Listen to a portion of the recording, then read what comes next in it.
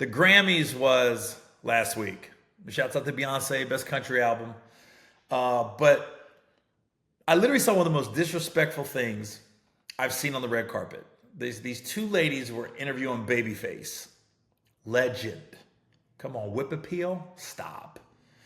And in the middle of interviewing him, the girl starts calling out to another artist, a younger artist, and totally dissed Babyface, disrespected him.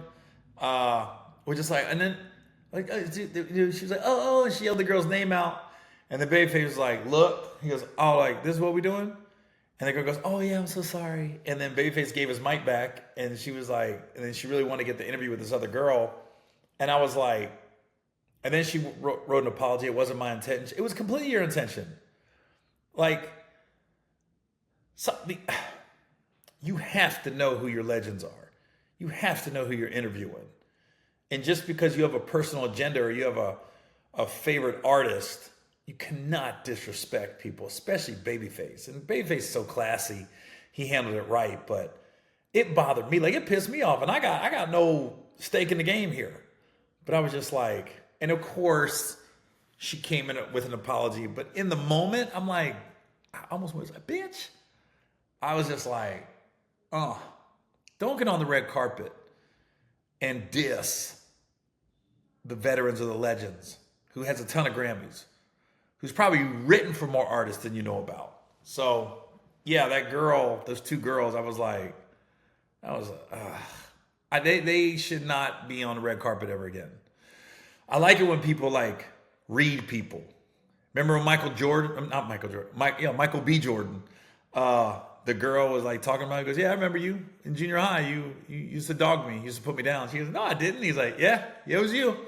He named off everything. He was like, yeah, we were in Mrs. Smith's class, second period of math. I was at my locker and I said hi and you made fun of me. Like Michael B. Jordan. Clearly Michael B. Jordan can hold a grudge because he dogged that interviewer out. Just get online, get on YouTube, look up Michael B. Jordan disrespected by interviewer or whatever. But it's funny how the girl, even then, she was like backtracking.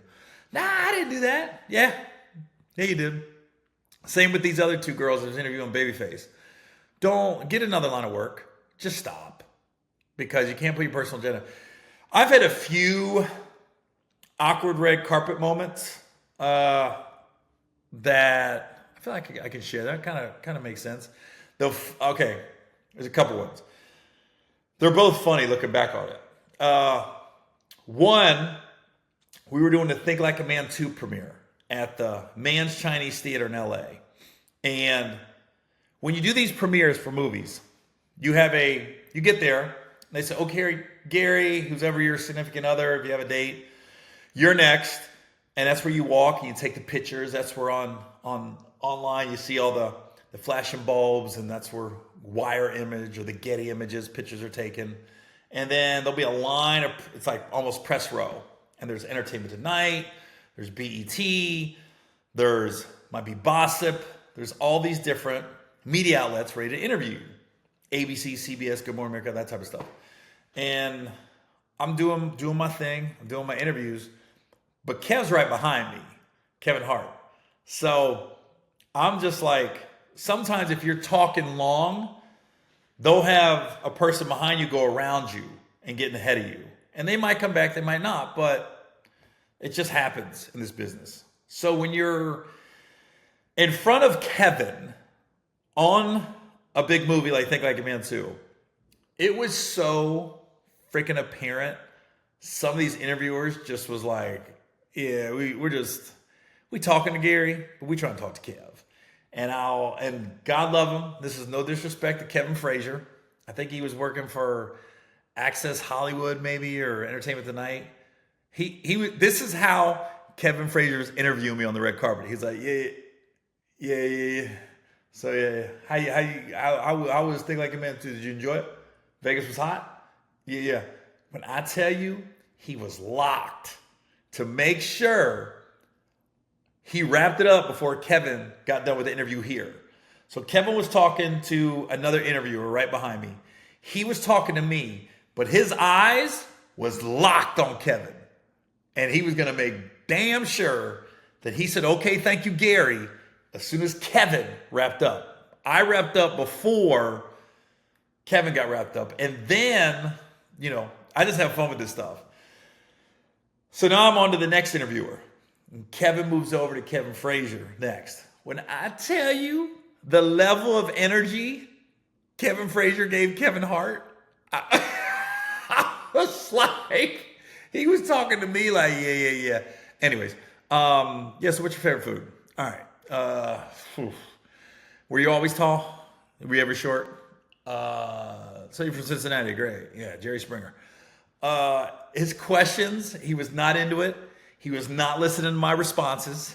You know when somebody's listening or they're just going through the questions. And a lot of times entertainers, and I'll say this to people interviewing people, listen to your subject's response. I know you have a list of 10 questions. You might only get through 3 of them.